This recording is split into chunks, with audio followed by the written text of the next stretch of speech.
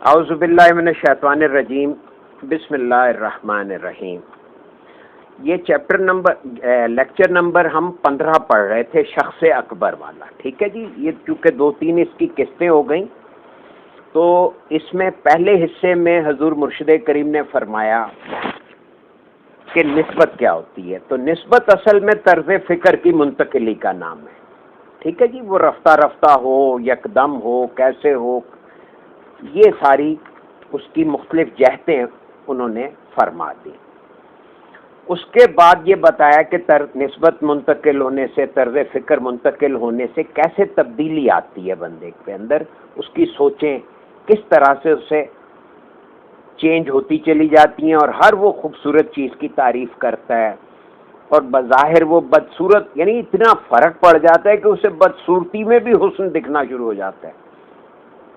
پھر یہ کہ چھوٹی بات کو وہ بڑی کر کے کیسے دیکھتا ہے، جیسے چھوٹے بچے کو دیکھتا ہے تو اس کے اندر چھپے ہوئے بندے کے بارے میں سوچتا ہے کہ اس کے اندر 6 فٹ کا 7 فٹ کا بندہ چھپا ہوا ہے۔ اسی طرح یہ ساری نسبت کی وجہ سے یہ طرز فکر میں تبدیلی آتی ہے۔ یہ فرما کر بتایا کہ تنزلات کا کیا نظام ہے نا، کہ تنزلات جو ہیں وہ 3 قسم کے ہیں، یا 3 درجے ہیں ان کے۔ اب تنزل کس چیز کا ہے؟ لہروں کا نزول ہے۔ اللہ کے ذہن سے مخلوق کی طرف جو لہروں کا نزول ہے، اس کے بتایا کہ بھئی یہ 3 درجے ہیں، سر اکبر، روح اکبر، اور پھر ہے شخص اکبر۔ پھر ان تنزلات کی وضاحت فرمائی حضور مرشد کریم نے کہ ٹائم اینڈ سپیس کیسے کریٹ ہوتا ہے۔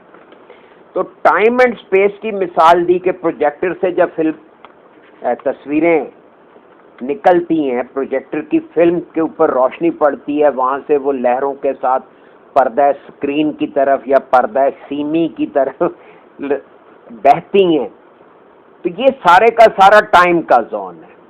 جب وہ اسکرین سے ٹکراتی ہیں تو مکانیت پیدا ہو جاتی ہے، اور یہ مکانیت جو ہے ہم اسی کے حصار میں رہتے ہیں، اور اس کو پرسیو کرنے کے لیے ظاہر ہے وہاں جو ذہن میں جو اسکرین ہے اس کی بات انہوں نے فرمائی کہ ذہن میں جو اسکرین ہے وہ کس طرح خیال ہے، پھر وہ تصور بنتا ہے، وہ احساس بنتی ہے، پھر وہ احساس میں کیسے رنگینی پیدا ہوتی ہے، اور یہ لہروں کا، لکیروں کا نام دے کر ان شعاؤں کو کس طرح سے وہ ایک طرف مکانیت سے آشنا کر رہے ہیں، اور پھر اس کی باریکیاں کس سلیقے سے وہ بیان کی، وہ آپ نے مطالعہ فرمایا کہ لکیروں کے دماغ پر بکھرنے کا عمل زمانیت ہے۔ لکیروں کی اجتماعیت مکانیت سے آشنا کر رہی ہے، تو انہی کے بکھرنے کا عمل جو ہے، یہ دماغ پہ بکھرنے کا عمل جو ہے یہ زمانیت ہے۔ یعنی زمانیت اور مکانیت دونوں کو دیکھیں کیسے بتا گئے، اور ہم ان چیزوں کو سمجھنے کے لیے کوشاں ہیں۔ تو پھر یہ ساتھ ساتھ وہ جو تصوف کی کچھ اصطلاحات ہیں ان کا بھی ذکر کر دیا۔ تو جب تک کوئی شے مادی وجود میں نہیں آتی تو اس کو تمثل کہتے ہیں، جب وہ یا تحقق کہتے ہیں، تو جب وہ مادی وجود میں آ جاتی ہے تو اسے تشخص کہتے ہیں، اور ابتدائی حالت کو روح کی آنکھ دیکھ سکتی ہے، اور انتہائی حالت وہ ہے جسے جسم کی آنکھ دیکھتی ہے۔ تو یہاں سے بتایا کہ نسمہ جو ہے وہ مخفی روشنی ہے، جس کو نور کی روشنیوں میں دیکھا جا سکتا ہے، اور نور جو ہے وہ مخفی روشنی ہے جو خود بھی نظر آتی ہے اور دوسری مخفی روشنیوں کو بھی دکھاتی ہے۔ اب نور اور روشنی کے حوالے سے مزید کچھ ارشادات ہم مطالعہ کریں گے کہ یہ روشنی اور نور کیا چیز ہے۔ اس کا ذیلی عنوان ہے، پیج نمبر ہے جی 130۔ اب یہ ہمارے حواس کا تذکرہ ہے۔ حواس 5 ہیں، لیکن ان میں حرکت 2 طرح کی ہوتی ہے۔ ایک حرکت یہ ہے کہ مادی آنکھ دیکھتی ہے، اور دوسری حرکت یہ کہ مادی آنکھ سے وہ چیز اوجھل ہوتی ہے لیکن اسے روحانی آنکھ دیکھ سکتی ہے۔ یعنی یہ 2 طرح کی حرکت ہے حواس کی۔ ایک ہے کہ ہم اسے مادی آنکھ سے دیکھ رہے ہیں، لیکن دوسری کہ مادی آنکھ کے سامنے نہیں ہے لیکن جو روح کی آنکھ ہے، روحانی آنکھ ہے، جس کو ذہن کہتے ہیں یا ذہن کی آنکھ ہے، وہ دیکھ رہی ہے۔ اب جس شکل و صورت کو مادی آنکھ دیکھتی ہے تصوف میں اسے تشخص کہتے ہیں، اور جس شکل و صورت کو روحانی آنکھ دیکھتی ہے اسے تحقق یا تمثل کہتے ہیں۔ اب اس میں ایک باریکی ہے کہ تحقق حق سے ہے، حقیقت سے، اور اسی لیے یہ مادی زون کو فکشن کہتے ہیں، کیونکہ تحقق پیچھے ہے، اس کا عکس جو ہے وہ فکشن ہے۔ اب دیکھنے کی طرزوں میں یہ بات زیادہ اہم ہے کہ وہ چیز مادی آنکھ سے دیکھی جائے یا روحانی آنکھ سے دیکھا جائے۔ دونوں صورتوں میں روشنی بنیاد ہے، دونوں صورتوں میں روشنی بنیاد ہے، اور روشنی نظر آتی ہے نور سے۔ روشنی کو اگر آپ دیکھنا چاہیں تو آپ کو نور کے ذریعے نظر آئے گی، نور وجہ بنے گی روشنی کو دکھانے کی۔ اب نور خود بھی نظر آتا ہے اور دوسری روشنیوں کے دکھانے کا ذریعہ بھی ہے، اور اسی بات کو اللہ تعالیٰ نے اللہ نور السماوات والارض کی آیت میں تشریح کے ساتھ بیان کیا۔ یہ اللہ نور السماوات، اللہ ہی تو نور ہے زمین اور آسمان کا، یعنی اللہ کے نور کی وجہ سے سماوات، سماوات قرآن کی ٹرمنالوجی میں قرآن دراصل لاشعور کے درجات کو بتا رہا ہے۔ ارض اسی لیے جمع کا صیغہ استعمال ہو رہا ہے، اور ارض کہتے ہیں اسکرین کو، اس لیے واحد استعمال ہو رہا ہے کہ اللہ ہی سماوات یعنی شعور کے سارے درجے، اور ارض یعنی کہ اسکرین کو مطلب ہے بنا رہا ہے۔ ہم جس چیز کا نام حس رکھتے ہیں، جس سے یہ حواس بنتے ہیں، وہ کسی بھی شعبے سے متعلق ہو، چاہے وہ دیکھنے سے ہو، چھونے سے ہو، سونگھنے سے ہو، چکھنے سے ہو، یا کسی بھی، یہ شعبے سے مراد یہ ہے کہ اس کے دو اجزاء یا دو رخ ہوتے ہیں۔ ایک رخ ہر حص کا یہ ہے کہ اس میں خد و خال ہوتے ہیں، ٹھوس پن ہوتا ہے، اور وہ مادی آنکھ سے نظر آتا ہے۔ دوسرا رخ روشنیوں کا بنا ہوا ہے، لیکن اس کے اندر پورے حواس موجود ہیں۔ اب یہاں پہ ایک مغالطہ یہ دور کر رہے ہیں کہ یہ سمجھنا کہ جی میرے مادی جسم کے ساتھ حواس ہیں، اور جو میرا تمثل مثالی جسم مثالی وہ جو تمثل ہے میرا، اس میں یہ حواس نہیں ہے۔ نہیں، یہ حقیقت یہ ہے کہ حواس اصل میں جسم مثالی کے ہیں جو جسم استعمال کر رہے ہیں۔ آسان زبان میں اس طرح سمجھیے کہ کائنات میں جتنی بھی موجودات ہیں وہ یا مرئی ہیں یا غیر مرئی۔ اگر وہ مرئی ہیں تو اس رخ کو ٹھوس، گوشت پوست اور یہ ہڈیوں کے ڈھانچے پر قائم ہے۔ یہ مرئی کہتے ہیں جو نظر آئے، اور غیر مرئی جو نظر نہیں آتا۔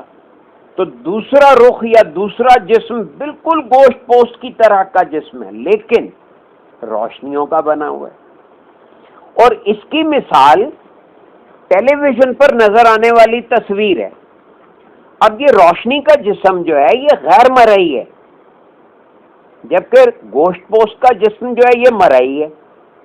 اب مرئی جسم کے بھی دو رخ ہیں، جیسے گوشت پوست کے دو رخ ہیں، اسی طرح مرئی جسم کے بھی آگے دو رخ ہیں، یعنی کہ یہ ایسی روشنیوں کا بنا ہوا جسم جو نظر آتی ہیں، اور پھر ان روشنیوں کا جسم جو نظر نہیں آتی۔ جسم دونوں جگہ محسوس ہوتا ہے، مرئی محسوس کرنے والا جسم، مرئی جسم جس طرح دو رخوں کا مرکب ہے، اسی طرح غیر مرئی جسم کے بھی دو رخ ہیں۔ اب وہ غیر مرئی جسم جو ہے اس کے دو رخ کیا ہیں؟ ایک رخ روشنی ہے اور دوسرا رخ نور ہے۔ اب نور وہ مخفی روشنی ہے جو غیر مرئی جسم کو دکھاتی ہے۔ اب کائنات میں موجود ہر تخلیق کے دو رخ ہیں، اور ان دونوں رخوں کے بغیر کوئی قالب مکمل نہیں ہوتا۔ قالب قلب سے لفظ ہے، لیکن قالب جسم کو کہتے ہیں جس میں کوئی چیز ڈھل جائے. تو قالب مکمل نہیں ہوتا، یعنی کہ ہر تخلیق کے دو رخ ہیں. یہ قانون بیان ہو رہے ہیں لوح محفوظ کے قانون کے تحت. کائنات میں کوئی بھی چیز خواہ وہ مرئی ہو یا غیر مرئی ہو بغیر شکل و صورت کے نہیں ہو سکتی، کہ نہیں ہوتی. اب یہ الگ بات ہے کہ اس شکل کو جسمانی آنکھ نہ دیکھ سکے، لیکن روح کی آنکھ اس وجود کو اسی طرح دیکھتی ہے جس طرح جسمانی آنکھ مادی قالب کو دیکھتی اور محسوس کرتی ہے. حقیقت یہ ہے کہ جس طرح مرئی جسم میں خد و خال ہوتے ہیں اسی طرح غیر مرئی جسم میں خد و خال ہوتے ہیں. اب غیر مرئی جسم کو ہیولا کہا جاتا ہے. اب یہ ایک نئی اصطلاح ہے ہیولا. اب ہیولا کسے کہتے ہیں؟ میں آپ کو اس کی ایک دو مثالیں عرض کرتا ہوں. آپ نے گرمیوں میں کبھی دیکھا ہو صحرا میں یا کسی سڑک پہ آپ کو بہت گرمی ہو تو سڑک میں سے لہریں سی اٹھتی نظر آتی ہیں. ہم کہتے ہیں دیکھیں یہ ہیٹ نکل رہی ہے. تو وہ جو لہروں کے اندر یعنی کہ لطافت کی وجہ سے وہ ٹھوس لہروں یعنی کہ کیا کہیں گے اسے ثقل والی لہریں یا بھاری لہروں کے مقابلے میں حرارت کی وجہ سے وہ جو لطافت آ جاتی ہے لہروں میں، اس کی وجہ سے وہ خلاصہ پیدا ہو جاتا ہے. اس کو ہیولا سا کہتے ہیں. تو یہ ہم سب نے اکثر دیکھا ہوگا. یہ خاص طور پہ آپ کبھی دیکھیں دھوپ تیز پڑ رہی ہو تو اس کے یہ مظاہر جو ہیں اس میں چیزوں میں سے حرارت نکلتی محسوس ہوتی ہے، بلکہ وہ جو ہیولا سا دکھتا ہے جس کی وجہ سے ہم کہہ رہے ہیں اس میں سے ہیٹ نکل رہی ہے، اس کو ہیولا کہتے ہیں. تو یہ ہیولے کا وجود جو ہے یہ ہے جناتی. یہ پابا ہیولا کا ہے اسے تاج الدین بابا اولیاء نے. حقیقت یہ ہے کہ جس طرح مرئی جسم میں خد و خال ہوتے ہیں اسی طرح غیر مرئی جسم میں بھی خد و خال ہوتے ہیں، اور غیر مرئی جسم کو ہیولا کہا جاتا ہے. کسی چیز کی موجودگی اب پہلے ایک تمثل یا ہیولے کی شکل میں وجود پذیر ہوتی ہے. اب تمثل اور ہیولا گویا ایک ہی چیز ہوئے، اور اس کے بعد وہ جسمانی خد و خال میں مظاہرہ کرتی ہے. وہی پروجیکٹر والی مثال کے پہلے تصویر جو ہے وہ لہروں میں ہوتی ہے، جب تک وہ لہروں میں ہے وہ ہیولا ہے یا جسم مثالی ہے. جب وہ سکرین پہ ٹکرائی تو وہ مادی اور جسمانی خد و خال میں مظاہرہ کر رہی ہے.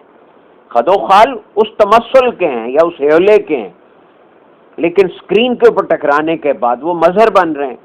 تو جب تک شکل و صورت ہیولے کے اندر موجود ہے اسے نسمہ مفرد کہتے ہیں، اور جب یہ نسمہ مفرد یا غیر مرئی وجود مادی جسم میں اپنا مظاہرہ کرتا ہے، مادی جسم سے مراد سکرین ہو گئی، تو اب اس ہیولے کا نام نسمہ مرکب ہو گیا. اب نسمہ مرکب سے مراد شکل یا گریوٹی ہے. اب شکل کتنا ہی عارضی ہو جمود ہے.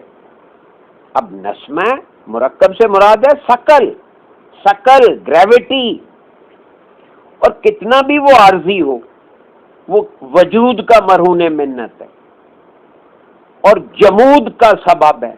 جمود یعنی جامد ہو جانا، جم جانا کسی چیز کا. اب اس جمود کا نام ہم اور آپ نے ٹھوس حص رکھا ہوا ہے. اب مرئی اور غیر مرئی وجود یہ چونکہ دونوں دو رخوں سے مرکب ہیں.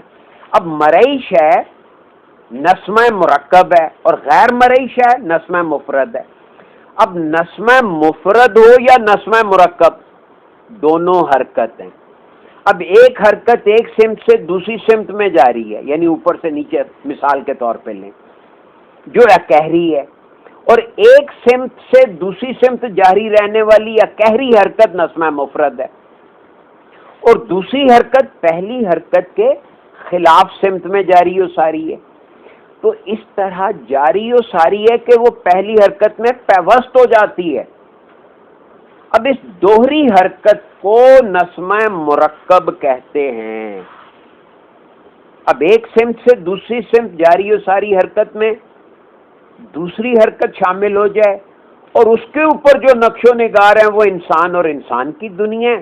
اور نسمہ مفرد اکہری حرکت، یہ نسمہ مفرد یہ جو اکہری حرکت ہے اس کو جن اور جنات کی دنیا ہے.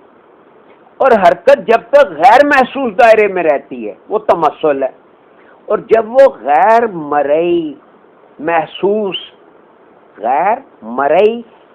سے نکل کر محسوس میں داخل ہو جاتی ہے تو میٹر بن جاتی ہے. اب اس کا خلاصہ یہ بنا، یہاں پہ یہ چیپٹر مکمل ہو گیا، لیکن اس کا خلاصہ بڑا سمپل ہے. خلاصہ یہ ہے کہ نسمہ مرکب جو ہے یہ انسان اور انسان کی دنیا ہے، اور نسمہ مفرد جو ہے یہ جن اور جنات کی دنیا ہے. اور نسمہ مطلق جو ہے یا نور مرکب، نسمہ مطلق یا نور مرکب یعنی جب نور، وہ فرشتہ اور فرشتے کی دنیا ہے.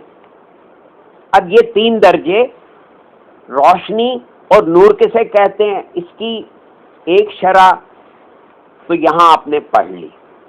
اس پہ آپ غور کریں کہ یہ روشنی کیا ہے اور نور کیا ہے، تو میں جو سمجھاؤں وہ میں آپ سے شیئر کرنے لگا ہوں. اور یہ حضور مرشد کریم نے کئی جگہ اس کو واضح کی ہے کہ نور سے مراد ہے خیال یا سوچ، اور روشنی سے مراد ہے تصورات، اور رنگوں سے مراد ہے احساسات، اور پھر اس کے نیچے رنگوں سے پھر گیسز اور پھر مادی جسم جو ہیں یہ سارے وجود پاتے ہیں.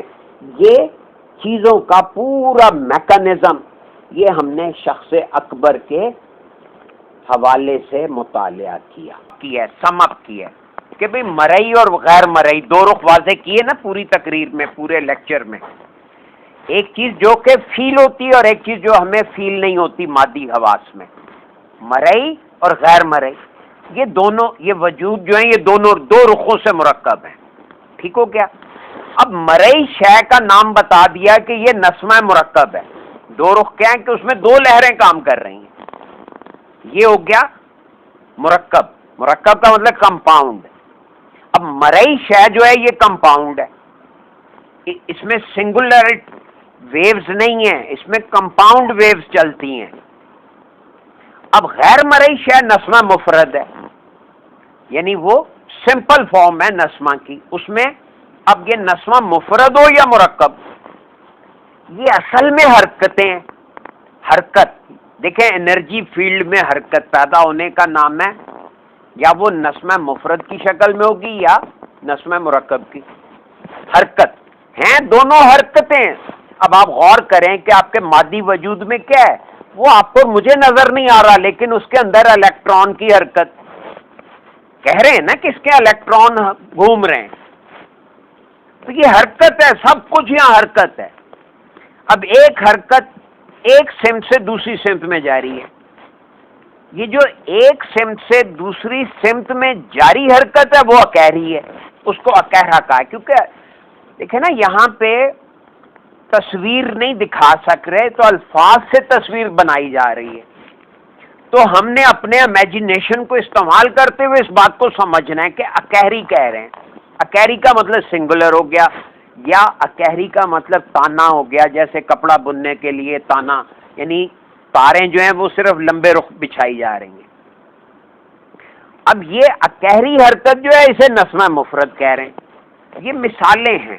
اور پھر دوسری حرکت جو پہلی حرکت کے خلاف سمت میں جاری ہے، یعنی اس کے مخالف سمت میں جاری ہے یا اس کے ورٹیکل کو ہاریزونٹل سے وہ کراس کر رہی ہے، تو یہ ایک سمت سے دوسری سمت میں جاری اور ساری حرکت میں جب دوسری حرکت شامل ہو جاتی ہے تو ایک تانا بانا تیار ہو گیا. تانا بھی اور بانا بھی. تو اس کے اوپر جو نقش و نگار بن رہے ہیں، اس کے اوپر جو نقش و نگار بن رہے ہیں وہ انسان اور انسان کی دنیا ہے.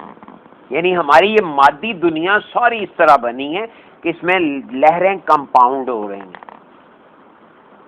اور نسمہ مفرد یہ جو اکہری حرکت ہے یہ ہے جن اور جنات کی دنیا. حرکت جب تک غیر محسوس دائرے میں وہ اسے تمثل کہیں گے، اور جب وہ غیر مرئی محسوس، غیر مرئی لیکن محسوس حالت سے نکل کر مرئی محسوس میں داخل ہو جاتی ہے تو ہم اس کا نام مادہ رکھ دیتے ہیں.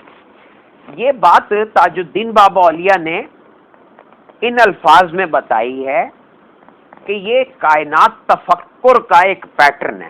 کیا؟ تفکر. انہوں نے کہا کہ سب کو یہاں تفکر ہے. تفکر میں نے سوچ کی لہریں. اور انہوں نے فرمایا کہ فرشتہ، جن اور انسان بھی تفکر کے پیٹرن ہیں، تفکر ہیں. فرشتہ پابا نور ہے، وہ ایسا تفکر کا پیٹرن جو نور میں قید ہے، یعنی خیال کی سطح پہ. اور جنات جو ہیں یہ پابا ہیولا ہیں، پابا ہیولا، وہ ہیولے میں قید ہیں. اور انسان یہ تفکر کا وہ پیٹرن ہے جو پابا گل ہے. گل کہتے ہیں مٹی کو. اب مٹی کا اینڈ رزلٹ دیکھیں تو آپ کو حیرت ہوگی. یہ آج سائنسدانوں نے جب مادے کو توڑا یا مادے کو فردر ایکسپلور کیا تو انہوں نے کہا میٹر جو ہے وہ اس سے بنا ہوا ہے، ایٹموں سے. پھر کہا کہ ایٹم جو ہیں یہ آگے سب پارٹیکل رکھتے ہیں، الیکٹران اور پروٹون. پھر بتایا کہ الیکٹران پرپیچول موومنٹ میں. پھر بتایا کہ یہ اس کے اندر نیوکلیس میں پروٹون اور نیوٹرون ہیں. جب ان کے اندر گھسے تو کہتے ہیں جی یہاں تو صرف رنگ ہی رنگ ہیں. یہ آپ کی سائنس کہہ رہی ہے. تو سارا نظام کائنات لہروں پہ بنا ہوا ہے. یہ بات ذہن نشین ہو جائے ایک بار کہ لہروں کا نظام ہے. وہ لہریں ایک درجے پہ خیال کہلاتی ہیں، جب حالاں ذہن بھی لہر ہے اور لہروں کو ہی وصول کر رہا ہے. اسی بات کو حضور قلندر بابا اولیاء نے ایک جگہ فرمایا، یہاں سب کچھ روشنی ہے، روشنی روشنی کو دیکھ رہی ہے اور روشنی ہی روشنی کو سمجھ رہی ہے.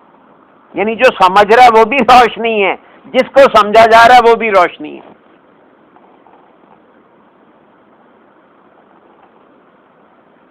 تو یہاں تک یہ ہو گیا جی. باقی انشاءاللہ ہم آگے پڑھ لیں گے. آگے بھی تھوڑا سا ذکر آئے گا یہ تانے بانے کا اور نقش و نگار کا. تو یہ چلتی رہے گی بات. ٹیک اے ویری